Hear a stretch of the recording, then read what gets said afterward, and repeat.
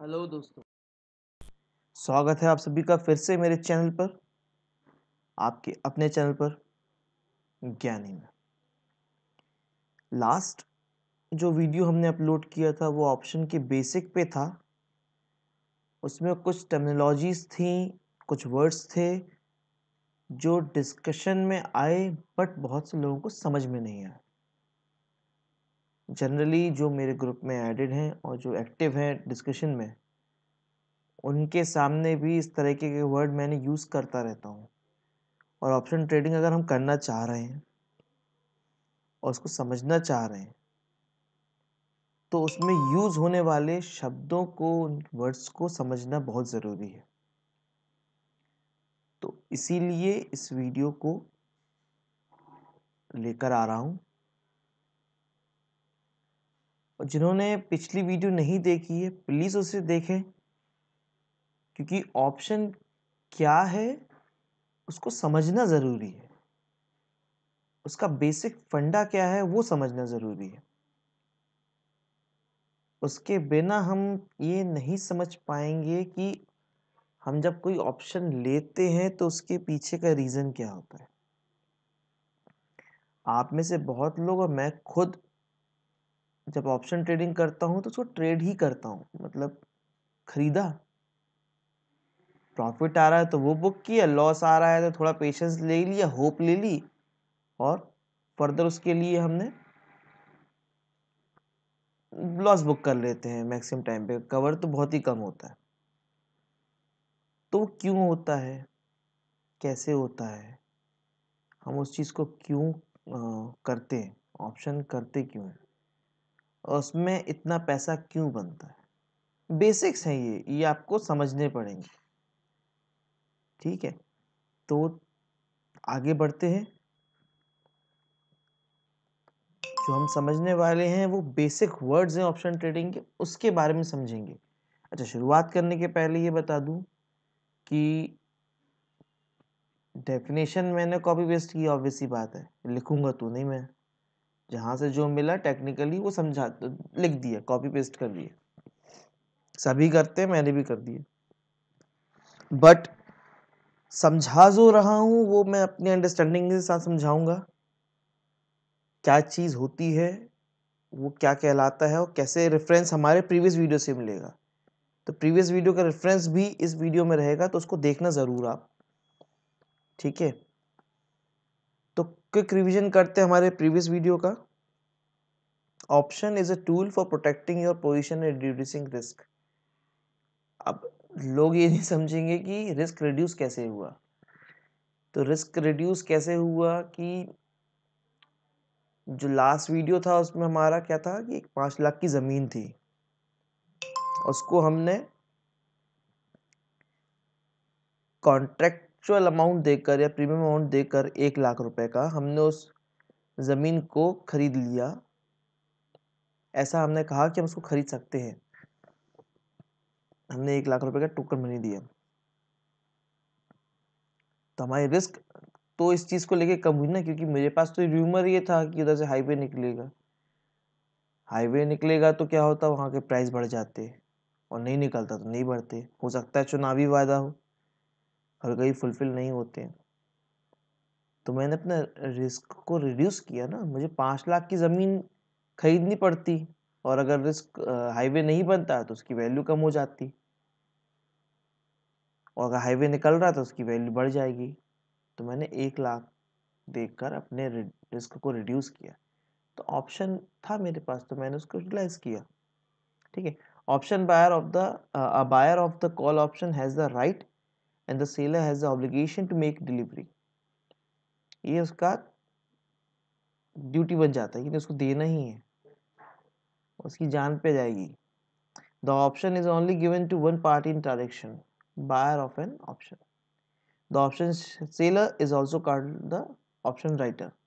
वो सेम होता है, जो सेल करता है वही ऑप्शन राइटर भी है।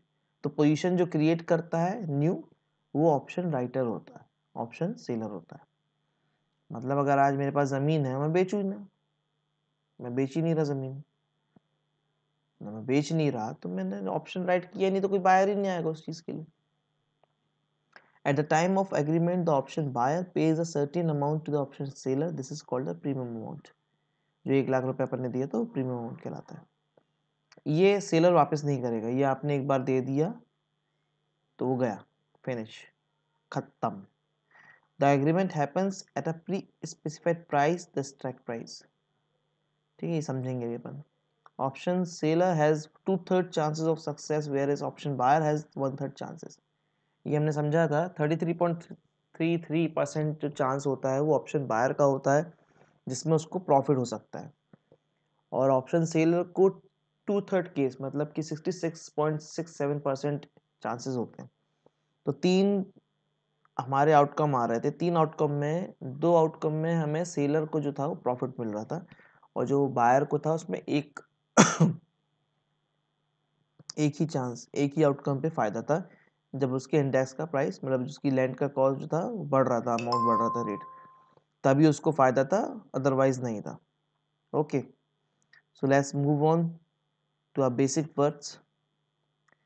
First one is strike price, another one is underlying price, call option, put option, option expiry, option premium, settlement, open interest, implied volatility and the last traded price। ठीक, जो अब जब हम थोड़ा उल्टा जाते हैं, हम जो LTP है, लास्ट ट्रेडेड प्राइस, ये आप चाहे स्टॉक में देख लें या यहाँ प्रीमियम में देख लें तो मुद्दा सेम है, वर्डिंग बिल्कुल सेम है, लास्ट ट्रेडेड प्राइस। सिंपल सा फंडा है, लास्ट ट्रेडेड प्राइस, जिस प्राइस पर लास्ट ट्रेड हुआ उसी को वो दिखाएगा। अगर 40 का भाव चल रहा है और मैंने आपसे 41 में खरीद लिया है तो अब भाव हो गया 41, तो ये शो होता है, ये आपको बताता है कि इस पर ट्रेडिंग किस तरीके से चल रही है। अगर हर LTP आगे बढ़ती जा रही है, ऊपर आती जा रही है, पहले 39 थी, फिर 40 हुई, फिर 41 हुआ, फिर 42 हुआ, फिर 43 हुआ, ये LTP क्या हो रहा है, बढ़ता जा रहा है, मतलब डिमांड है, बढ़ता जा रहा है ऊपर, डिमांड है तभी तो प्राइस बढ़ेगा ना, और जब डिमांड नहीं होगा तो उसका प्राइस घटेगा, सप्लाई ज़्यादा होगी, राइट। तो लास्ट ट्रेडेड प्राइस वो होता है। इम्प्लाइड वॉलेटिलिटी, ये तो एक खुद में ही पूरा चैप्टर है, ये जो है आपका एक पूरा चैप्टर आएगा कि क्या होता है इम्प्लाइड वॉलेटिलिटी, IV कहलाता है। तो इसको हम फर्दर समझेंगे। इसको थोड़ा बंद करना पड़ेगा मोबाइल को, ये हल्ला ज़्यादा कर रहा है। तो इम्प्लाइड वॉलेटिलिटी है, इसको हम समझेंगे आगे, पूरा चैप्टर है ये, बट इसको कहाँ देखते हैं, इसका इफेक्ट क्या होता है वो मैं आपको बताऊंगा। फर्दर है ओपन इंटरेस्ट,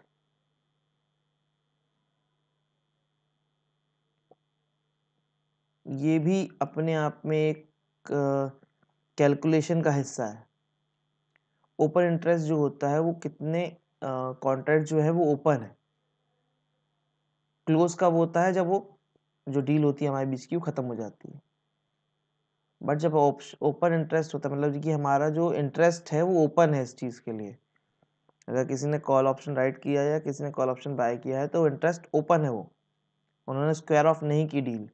मतलब कि अगर 6 महीने के अंदर वो हाईवे निकलना था, 6 महीने के अंदर अंदर मैंने वो ऑप्शन खरीदा था कि मैंने 1 लाख रुपए में ज़मीन की जो सौदा है वो किया है, अभी टोकन दिया है, और 6 महीने के अंदर मैं हो सकता ही खरीद भी लूँ और नहीं भी 5 लाख रुपए में, तो वो डिपेंड करेगा कि मैं कब तक इस डील को रखता हूँ।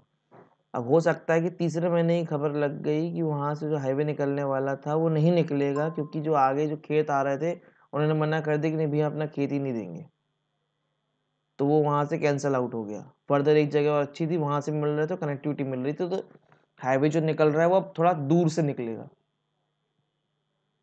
तो वो कैंसिल हो गया। तो मैं क्या करूँगा, 3 महीने बाद ही बोलूँगा भैया ठीक है रहने दो, मैं नहीं कर रहा कॉन्ट्रैक्ट, कॉन्ट्रैक्ट कैंसिल कर रहा हूँ मैं आपसे।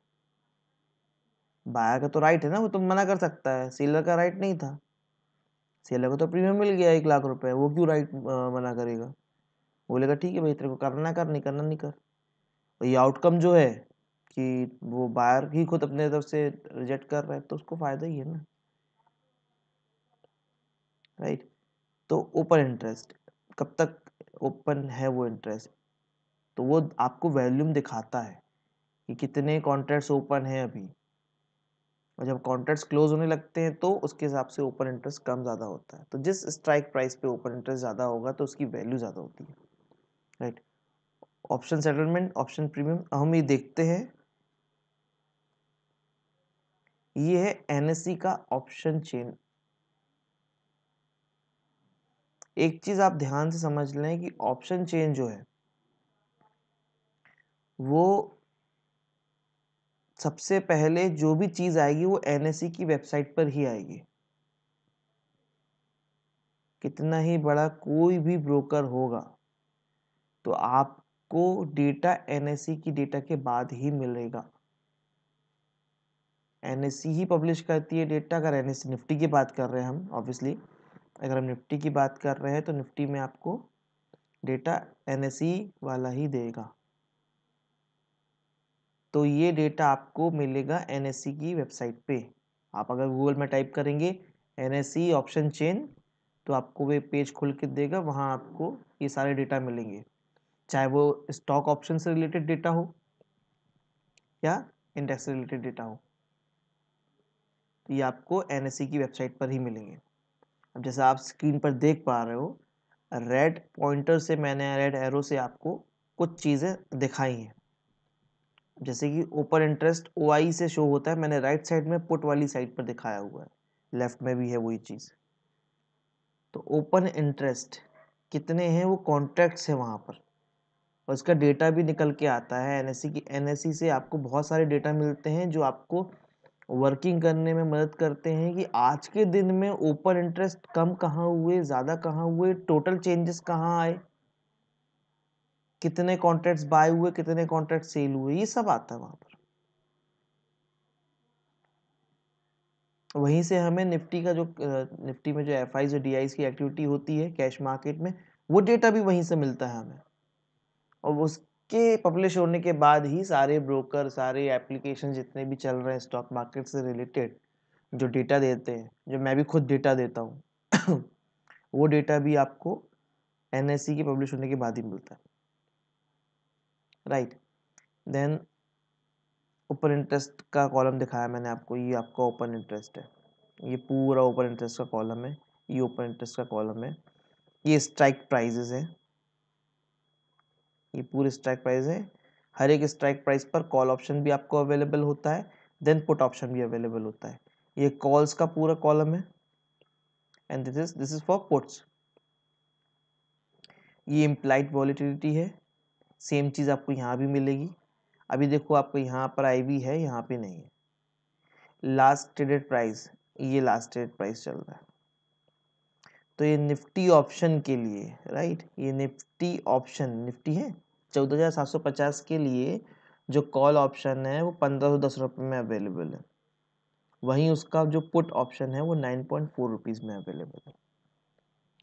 तो ये in the money, out the money, at the money, ये फंडा होता है।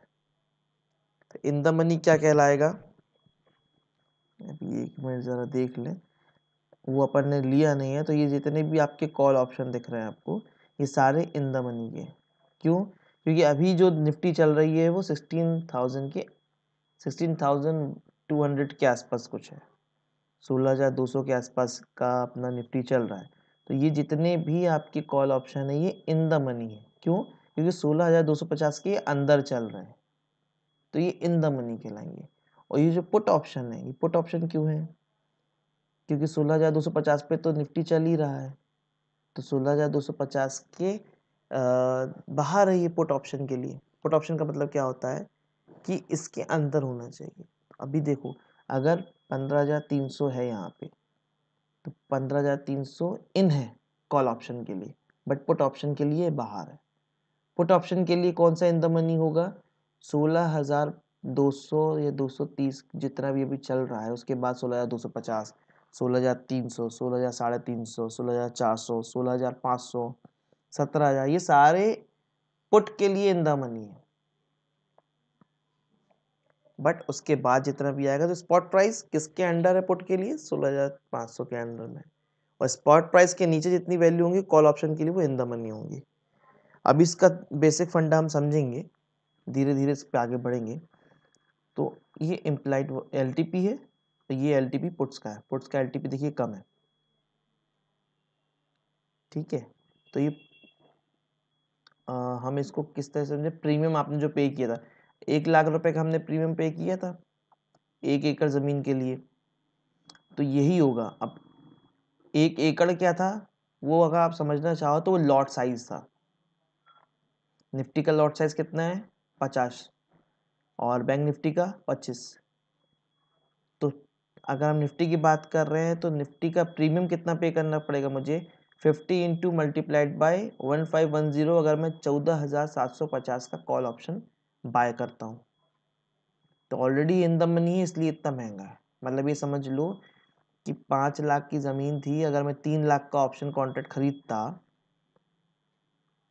ठीक है, तो 3 लाख का मतलब, तो 5 लाख की ज़मीन है ही, तो 3 लाख में मेरे का ऑप्शन कॉन्ट्रैक्ट खरीदना है, तो सेलर बेचेगा थोड़ी इतने 1 लाख रुपए में, वो तो बोलेगा ना भाई उसकी वैल्यू तो पहले से ज़्यादा है, तू अब मेरे को क्या 3 लाख रुपए दे रहा, मैं भी बेच दूँ तो 5 लाख रुपए मिलेगा, मैं क्यों तुमको 1 लाख रुपए में दूंगा, महंगा बिकेगा वो।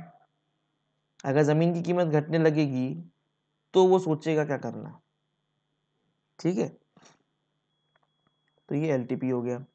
तो अगर मुझे पुट ऑप्शन खरीदना है 14,750 का, तो 50 इंटू 9.5 9.4 फाइनल जितना भी है, ये सस्ते में मिल रहा है। क्यों,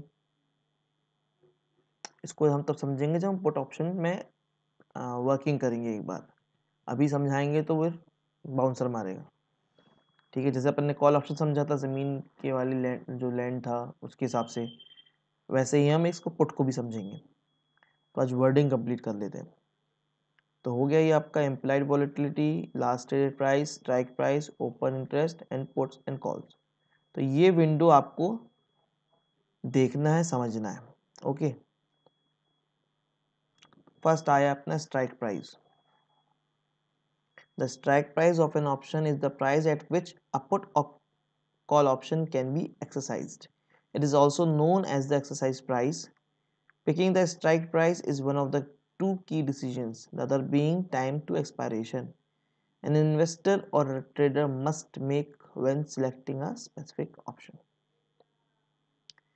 दो डिसीजन लेने होते हैं हमें,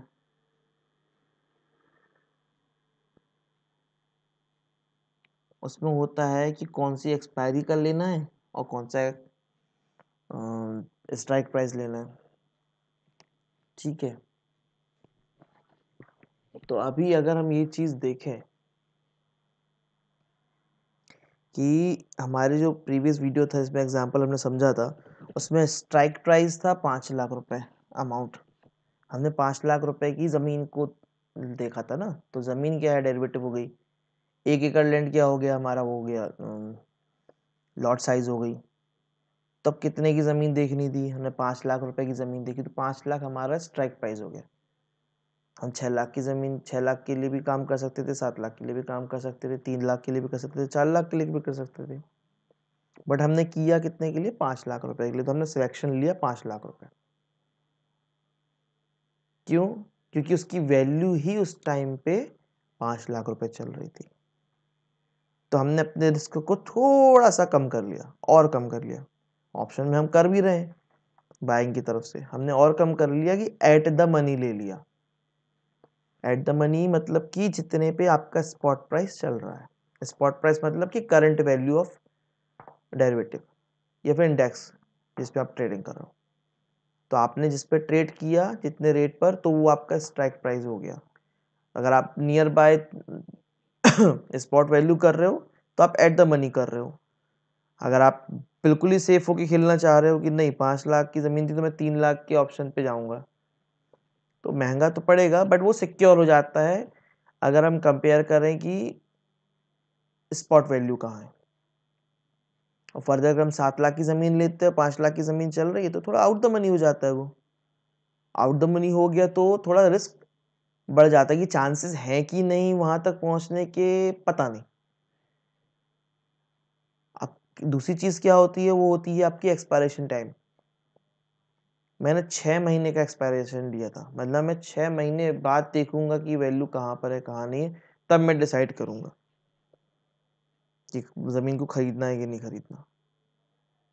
6 महीने का टाइम था। अब निफ्टी की एक्सपायरी कब कब होती है वो हम समझेंगे, वो पॉइंट भी हमारे पास है अभी। तो फिर भी अगर जब टॉपिक निकल गया तो डिस्कस कर लेते हैं इसको। निफ्टी में एक्सपायरी वीकली भी होती है और मंथली भी होती है। मतलब मंथली तो ऐसा समझ लो कि अब उसको अगर समझना है तो ये समझ लो कि every Thursday is the expiry for Nifty. अगर थर्सडे को अगर कुछ हॉलीडे वगैरह होता है तो एक दिन पहले एक्सपायरी होती है। तो हर थर्सडे का आप समझ लो कि एक एक्सपायरी होता है निफ्टी में।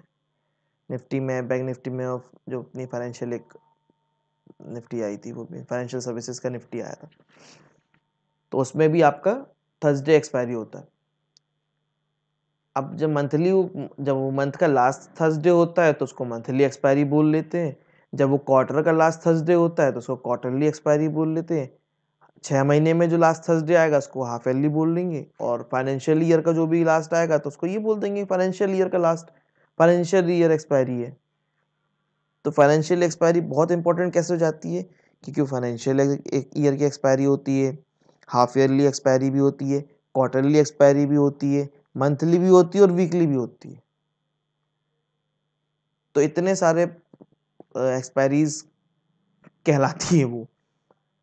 बट क्यों इंपॉर्टेंट हो जाती है, क्योंकि मैंने हो सकता है कि मैंने 3-4 महीने पहले ही वो फाइनेंशियल ईयर की एक्सपायरी ली हो, किसी ने फर्दर आपका हाफ ईयरली का लिया हो, क्वार्टरली भी ले सकते हैं। लोग लेते हैं 3-3 4-4 महीने का गैप लेके एक्सपायरी लेते हैं। क्यों? क्योंकि उनको होप होती है, कोई फैक्टर उनके पीछे वर्किंग कर रहा है, इसलिए रहता है, इसलिए वो इतना बड़ा एक्सपायरी को लेकर जाते हैं। और क्या होता है, एक्सपायरी के पास आते आते प्रीमियम का डिके भी होता है। जो हमने प्रीमियम पे किया था उसका डिके भी होता है, एलटीपी जो होता है उसका डिके होता है। तो डिके होने लगता है तो क्या होता है, उसकी वैल्यू कम होने लगती है उस ऑप्शन की, as per the spot value जहाँ है उसके हिसाब से जितने दूर के जो कॉन्ट्रैक्ट्स होते हैं वो कम होने लगते हैं। तो वो जितना भी है वो आपके ग्रीक्स कहलाते हैं, जो प्रीमियम में इंक्लूड होते हैं। तो प्रीमियम जो होता है वो दो चीज़, देखो अभी इतना डीप जाते जाएंगे तो डिस्कशन होता जाएगा, फिर भी इसको जल्दी खत्म करता हूँ। प्रीमियम जो होता है वो दो चीज़ों से मिलकर होता है, एक होता है इंट्रिंसिक वैल्यू, एक होता है टाइम वैल्यू। ठीक है, तो टाइम वैल्यू जो होता है वो आपके ग्रीक्स पर डिपेंड करता है टोटली। ठीक है, तो उसको डिस्कस करेंगे फर्दर और वीडियोस जब हम बनाएंगे। तो स्ट्राइक प्राइस जो था हमारा 5 लाख रुपए था प्रीवियस वीडियो में। अभी स्ट्राइक प्राइस क्या होते हैं, जो निफ्टी की जो वैल्यू चलती है आपकी, वो आपकी कितने 50-50 पॉइंट पे चलती है। तो अभी आप ये समझ लो अगर 16,200 पे निफ्टी चल रही है तो उसके आसपास के स्ट्राइक प्राइस कितने होंगे, 16,200, 16,150, 16,100, 16,050, 16,000। ऊपर जाएंगे तो 16,250, 300, 350, 400, 450। इस तरीके से 50-50 पॉइंट पर आपके स्ट्राइक प्राइस चेंज होते हैं। ठीक है, वही बैंक निफ्टी की बात करेंगे तो उसका ज़्यादा है, डिफरेंस जो है 100 पॉइंट का है। ओके, फर्दर अगर हम जाएं तो दूसरे टॉपिक पर, वो है आपका अंडरलाइंग प्राइस। अंडरलाइंग किस चीज पर आप कॉन्ट्रैक्ट कर रहे हो, निफ्टी में कॉन्ट्रैक्ट कर रहे हो,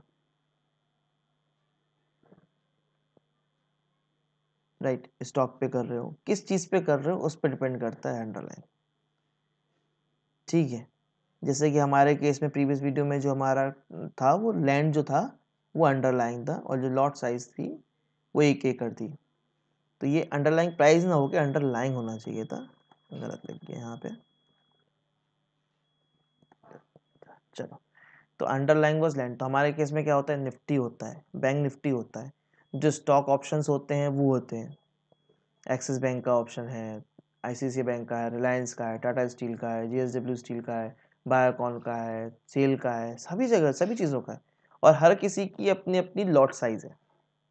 निफ्टी का 50 है, 25 आपका बैंक निफ्टी का है, और स्टॉक ऑप्शन अपने हिसाब से उनके अलग अलग उनके लॉट साइज है, राइट। तो underlying refers to the security or asset that must be delivered when a contract or warrant is exercised. In derivatives, the underlying is the security or asset that provide cash flow to a derivative. The underlying of a derivative can be an asset, an index, or even another derivative. ठीक है, technical है, समझना चाहते हो समझ लो, मैंने simple सी भाषा में समझा दिया। जिस इंस्ट्रूमेंट के अगेंस्ट में आप ऑप्शन ले रहे हो, जिस चीज के लिए ले रहे हो, वो आपका अंडरलाइंग है। हम जमीन का सौदा कर रहे तो जमीन हमारे लिए अंडरलाइंग थी। हम निफ्टी में करेंगे ऑप्शन तो निफ्टी हमारे लिए अंडरलाइंग है। बैंक निफ्टी में करेंगे तो बैंक निफ्टी है। और कोई स्टॉक ऑप्शन लेते तो वो स्टॉक का नाम जो रहेगा वो स्टॉक है, वो हमारा अंडरलाइंग होगा, राइट। कॉल ऑप्शन और पुट ऑप्शन, तो जब आप एक्सपेक्ट कर रहे होते हो कि आपका जो अंडरलाइंग है वो ऊपर जाएगा या नीचे जाएगा, अंडरलाइंग मतलब निफ्टी। अब निफ्टी में बेसिकली बात करते चलो, अगर निफ्टी है तो निफ्टी अगर ऊपर जाएगा या फिर नीचे आएगा, उसके हिसाब से हम उसको लेते हैं। तो कॉल का मतलब क्या हुआ, कॉल द स्टॉक अवे और पुट का मतलब हुआ तो पुट द राइट, उसको नीचे करना है, नीचे लेके जाना है या ऊपर लेके जाना है। तो हम कॉल ऑप्शन कब बाय करते हैं, ये थोड़ा वर्डिंग को ध्यान रखिएगा। कॉल ऑप्शन कब हम बाय करते हैं, जब हम ये सोचते हैं कि हमारा अंडरलाइंग जो है वो ऊपर की तरफ रैली करेगा करंट मार्केट प्राइस से या स्पॉट प्राइस से, वो ऊपर की तरफ जाएगा, तो ही हम कॉल ऑप्शन को बाय करते हैं। एक्सपेक्टेशन हमारी ये होती है कि अंडरलाइंग जो है वो ऊपर की तरफ जाएगा, पॉजिटिव रहेगा, फर्दर और पॉजिटिव रहेगा। और समझ लीजिए इसको फर्दर। पुट ऑप्शन कब हम बाय करते हैं, जब हम ये सोचते हैं कि अंडरलाइंग है जो निफ्टी हमारा, वो अपने स्पॉट प्राइस से फर्दर और डिक्रीज होगा और नीचे जाएगा, डाउनवर्ड जाएगा, ना कि अपवर्ड, डाउनवर्ड जाएगा, तो हम पुट ऑप्शन को बाय करते हैं, ठीक है। तो ये हो गया कॉल ऑप्शन और पुट ऑप्शन। तो इसको ही हम शो कैसे करते हैं, सीई कॉल ऑप्शन के लिए और पीई पुट ऑप्शन के लिए। सीई का फुल फॉर्म एक्चुअली होता है कॉल और European and put of PE का होता है पुट यूरोपियन। तो वो वहां से वर्डिंग हमने उठाई है, वहां से पिक वहां से हुआ था ये सब चीजें। ऑप्शन एक्सपायरी, तो स्टॉक ऑप्शन जो होता है उसकी एक्सपायरी जो होती है वो मंथली एक्सपायरी होती है। मंथ का जो लास्ट थर्सडे होता है, ये तभी एक्सपायर होते हैं उनके कॉन्ट्रैक्ट्स, जबकि हमारे इंडेक्स के जो ऑप्शंस हैं वो वीकली होते हैं, ठीक है। तो उस टाइम पे जैसे कि अब हमने 6 महीने, हमारा जो प्रीवियस वीडियो पे हमने जो लैंड का हमने कॉन्ट्रैक्ट किया था, कॉल ऑप्शन लिया था, तो उसमें 6 महीने का जो टाइम था वो हमारा एक्सपायरेशन टाइम था। तो एक्सपायर कर जाएगा, मतलब वो कॉन्ट्रैक्ट मेरा 6 महीने तक ही वैलिड था। इसके अगर वो देखो समझो, मैंने ये ऑप्शन रखा था कि 6 महीने के अंदर अंदर अगर मेरे हाईवे वहां से निकलता तो मैं उसको एक्सरसाइज कर लूंगा, वो मैं जमीन खरीद लूंगा, नहीं तो उसको नलीफाई हो गया, वो तो जीरो ही हो जाएगी उसकी वैल्यू, राइट। अगर 6 महीने के बाद समझ लो कि आज थर्सडे है, मेरा आज वो ऑप्शन जो मैंने उसके साथ किया था वो आज एक्सपायर हो गया, आज जैसे ही 3:30 बजे वो ऑप्शन एक्सपायर हो गया, क्योंकि टाइम और डेट सब कुछ फिक्स होगा उस ऑप्शन में, जैसे अपने साथ भी होता है। तो 3:30 बजे जैसे ही ऑप्शन एक्सपायर हो गया और 4 बजे न्यूज़ फ्लैश हो जाती है न्यूज़ चैनल्स में कि भाई फला जगह पर वो हाईवे बनना है, तो क्या होगा, उसकी ज़मीन की वैल्यू क्या हो गई, बढ़ गई। लेकिन मेरा जो ऑप्शन था वो आज थर्सडे को ख़त्म हो गया, तो 6 महीने के बाद वो ख़त्म हो गया। अगर 6 महीने प्लस 1 डे पर वो न्यूज़ फ्लैश हो जाती है तो मेरा कोई भी राइट नहीं है अब उस चीज़ के लिए, ना सेलर अब बाध्य है कि मुझे वो ज़मीन बेचे, ना मैं, मेरे पास कोई अधिकार है कि मैं उसकी ज़मीन खरीदूं, क्योंकि मेरा 6 महीने का ही वो कॉन्ट्रैक्ट था, एग्रीमेंट जो था मेरा 6 महीने का था, समझ गए। तो वो उस पर डिपेंड करता है आपका ऑप्शन एक्सपायरी पे। तो ऑप्शन एक्सपायरी आप कैसे ले रहे हो, आपका एक्सप्रेशन क्या है, आप इस चीज़ को समझो कि निफ्टी जनरली जब जनरल मार्केट चलता है तो कितना एक्सपायरी करता होगा, कभी कभी 0.12%, 3.3%, 0.4% ऐसे वेरी करता है। अब इसको अगर आप आउट द मनी लोग ले लेते हैं, वो सोचते हैं कि उसका इफेक्ट पड़ जाएगा। मेरे को ये बताओ, मैं थर्सडे की एक्सपायरी ले लेता हूँ, समझ लो फ्राइडे को खड़ा हूँ मैंने थर्सडे की एक्सपायरी ली है, मेरे हाथ में 7 दिन है, ट्रेडिंग के दिन है, तो मेरे फ्राइडे को चला गया तो मंडे, ट्यूसडे, वेडनेसडे और थर्सडे 4 दिन है। और मैं ले कितने का रहा हूँ आउट द मनी में एक्सपायरी जाके, अगर 16,200 का कॉल चल रहा है, 16,200 पे निफ्टी चल रहा है, तो मैं ले लेता हूँ 17,500 का कॉल। अरे भाई मेरे को बताओ, 17,000 माइनस 16,200, 800 पॉइंट होते हैं, और आप ये मेरे से कह रहे हो कि निफ्टी जो है 4 दिन नॉर्मल मार्केट में कंटिन्यू 200 पॉइंट रैली करेगी अपवर्ड।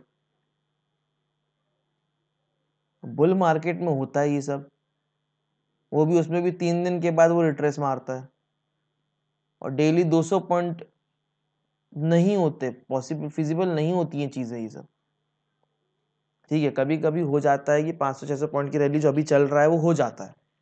क्यों होता है वो आपको ही पता है, मुझे ही पता है कि ऑप्शन की जो एक्सपायरी आती है तो उसके आसपास जाके आपका जो अनवाइंडिंग वगैरह होती है, स्क्वायर ऑफ होती हैं कॉल्स, और ये ऑप्शन जितने भी कॉन्ट्रैक्ट होते हैं स्क्वायर ऑफ होते हैं, क्योंकि उनके स्टॉप लॉस हिट हो जाते हैं। 800 पॉइंट पे जाके आपका निफ्टी डाउन होता है और फर्दर फिर 800 पॉइंट वो रिकवर करता है, 500-600 पॉइंट रिकवर करता है।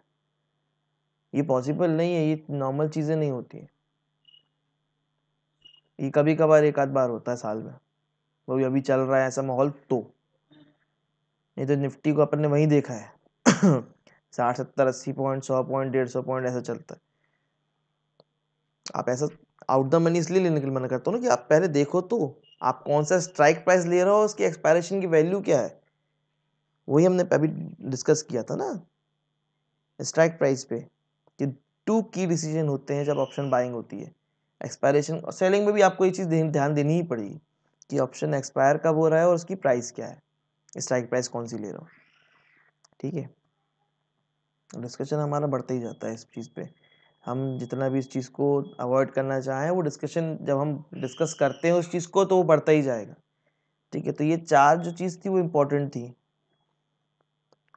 Option expiry, underlying strike price, open interest, implied volatility, ये सारी चीज़ें। In the money, out the money, ATM, अभी एक बार फिर समझा देता हूँ, फिर इसको अपन क्लोज करते वीडियो को, बहुत लंबा खिंच गया है। In the money call option के लिए क्या होगी, स्पॉट प्राइस के जितने भी नीचे की वैल्यूज हैं वो इन द मनी है। आउट द मनी क्या होगी, इसको इस तरीके डायरेक्ट अपन एग्जांपल समझते हैं, रियल लाइफ एग्जांपल से। 16,200 पे निफ्टी चल रही है, तो 16,200 से नीचे 16,100, 16,100, 16,000, 15,900, 15,800, ये जितने भी स्ट्राइक प्राइस आएंगे आपके कॉल ऑप्शन के लिए इन द मनी। हम क्या चाह रहे हैं कि निफ्टी को ऊपर लेना, कॉल ऑप्शन मतलब कि expecting Nifty to go up, from what, from 16,200, 16,200 से ऊपर जाने के लिए बोल रहे हैं। तो 16,200 से ऊपर जाने के लिए बोल रहे हैं, तो ऑलरेडी हमारा 16,100, 15,900, 15,800 ये सारे तो अंदर ही है ना, तो इसके तो ऊपर जाएगा ही, क्योंकि ऑलरेडी हमारा 16,200 पे है। तो 16,200 पे अगर निफ्टी है तो 16,000 वाले कॉल ऑप्शन के लिए तो ये वैसे ही अप है तो वैसे ही मैं 200 रुपये अभी इन हूँ। 16,000 कॉल ऑप्शन अगर मैंने लिया है तो 200 रुपये इन हूँ मैं, 16,200 पे चल रही निफ्टी। और अगर 16,400 या 500 के लिए मैं बात कर रहा हूँ, मैं स्ट्राइक प्राइस जो ले रहा हूँ वो 16,400 या 500 ले रहा हूँ, तो वो आउट द मनी है, अभी वहां वो पहुंचा नहीं है, स्पॉट प्राइस अभी भी 16,000 पर है। राइट, इस तरीके से होता है। तो ये in the money, out the money हुआ। एट द मनी क्या हो गया, 16,200 पे हूँ तो 16,150, 16,100, 16,250, 16,300, ये नियर बाय स्ट्राइक प्राइस जो है वो एट द मनी हो जाते हैं। ये सारी चीजें हम समझेंगे और डीपली जब हम बात करेंगे प्रीमियम की। जो एलटीपी होता है, जो स्ट्राइक प्राइस का प्रीमियम होता है, वो डिसाइड कैसे होता है। और कभी कभी आप सेटलमेंट भी देखते होंगे कि बहुत सारी चीज़ें जो हैं आपकी, जो कभी कभी जब जैसे आपने आज, जैसे मैं अभी बीच में कर रहा हूँ, मैं 3:15 बजे के आसपास जो ऑप्शन कॉन्ट्रैक्ट लेता हूँ तो वो 3:15 से 3:30 के बीच में बहुत ज़्यादा वॉलेटाइल हो जाते हैं। दोनों कॉल ऑप्शन पुट ऑप्शन दोनों में मुझे प्रॉफिट हो रहा है, कभी कभी दोनों में मुझे नेगेटिव लॉस जा रहा है। और अगले दिन देखता हूँ तो जिस स्ट्राइक प्राइस में मैंने बाय किया था, जिस स्ट्राइक प्राइस के लिए बाय किया था, जो प्रीमियम दिया था मैंने, वो प्रीमियम चेंज हो जाते हैं। 3:30 पे जो रहते हैं वो 9:15 को नहीं होते, 9 o'clock पे नहीं होते। क्यों? क्योंकि वो ऑप्शन सेटलमेंट होते हैं। सेटलमेंट क्यों होते हैं? क्योंकि ग्रीक सेटल होते हैं। अब ग्रीक क्या होते हैं, एलटीपी से जो प्रीमियम बनता है वो इंट्रिंसिक वैल्यू, टाइम वैल्यू में हमें किस चीज़ पे ज़्यादा फोकस करना है, ग्रीक्स किस टाइप के हैं, कौन सा ग्रीक क्या काम करता है, ये बहुत सारा डीप स्टडी होता है इसमें, उसको समझना पड़ता है, तो इतना आसान नहीं होता ऑप्शन बाइंग करना। ठीक है, तो हम इन सब चीज़ों को समझेंगे। इस वीडियो को ध्यान से देख लीजिए, इसके प्रीवियस वीडियो को देख लीजिए। कोई सजेशन हो, किसी पर्टिकुलर टॉपिक पर आपको वीडियो बनवाना हो, समझना हो उस चीज़ को, तो बिल्कुल कमेंट सेक्शन में बताइएगा। और ध्यान से थोड़ा इस दौरान मार्केट में रहिएगा, क्योंकि अभी तकरीबन 8-10 दिन मार्केट बहुत ही ज़्यादा वोलेटाइल होने के चांसेस हैं। जिस हिसाब से रशिया फर्दर मूव कर रहा है यूक्रेन की तरफ, हो सकता है कि फर्दर डाउनफॉल हमें देखने को मिले। 16,150 का मेरा टारगेट था 21 जनवरी को, बट उसको क्रॉस करके फर्दर डाउन जाने के चांसेस भी मुझे दिख रहे हैं अब, क्योंकि उस मूवमेंट पर एटलीस्ट रिटेलर्स को नहीं पता था कि वॉर होने वाली है। हो सकता है कि बहुत बड़ी बड़ी कंट्रीज़ को पता हो, जैसे हमें अभी भी लग रहा है कि चाइना और इंडिया को ये इंटीमेशन था कि वॉर हो सकती है, राइट। चाइना को तो एटलीस्ट था ही, रशिया को भी पता था, बट हमें नहीं पता कि अमेरिका को पता था कि नहीं पता था, यूरोप को पता था कि नहीं पता था। और इसके अब अगर देखा जाए तो एफआईज के पास हो सकता है कि शायद जानकारी हो, क्योंकि वो कंटिन्यूसली फंड बाहर निकाल रहे हैं। एलॉन मस्क भी आप देखोगे तो उसने अपना पूरा फंड बेच के रखा हुआ है, वो शॉर्ट है, सारी पोजीशन उसकी शॉर्ट पर है। बड़े बड़े बिलीनियर्स मिलीनियर्स सब शॉर्ट पोजीशन पे हैं, उन्होंने सब ने अपना फंड बाहर निकाला हुआ है। तो अभी जितना भी फंड आप समझोगे तो वो डीआईज का है, रिटेलर्स का है।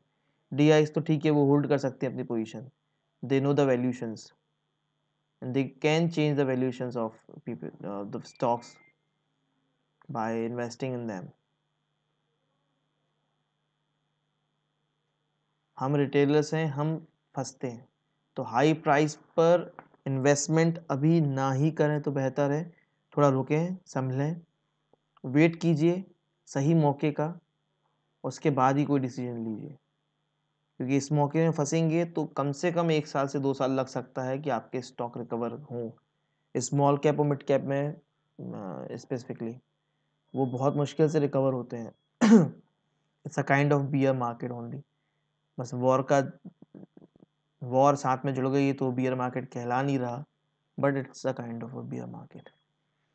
सो will meet again after week, will discuss something else. Just बताइए, आप कमेंट सेक्शन में बताइए कि आपको किस चीज़ में वीडियो देखना है। ओके गाइस, चलिए बाय।